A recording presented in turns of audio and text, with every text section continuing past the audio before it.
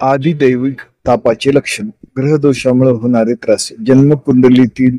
शनी राहू केतू यांचे वाईट योग वाईट ग्रहदशा 7.5 अशुभ स्थानांतर दैविक कुलदैवत आणि ग्रामदेवताचा राग प्रकोप पूजा अर्चा योग्य प्रकारे न केल्याने निर्माण होणारे क्लेश अदृश्य शक्ती भूत प्रेत बाधा प्रभाव भय बाधा शक्तीचा त्रास झोपेत भयानक स्वप्न थरथर अचानक आजार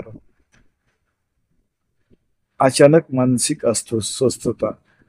कोणतेही वैद्यकीय कारण नसताना भीती वाटत राहणे अस्थिरता येणे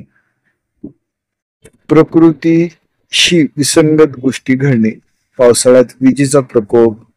चंद्रग्रहण सूर्यग्रहणाचा वाईट परिणाम धार्मिक दृष्टिकोनातून उपाय जप तप होम हवन ग्रह शांती पूजा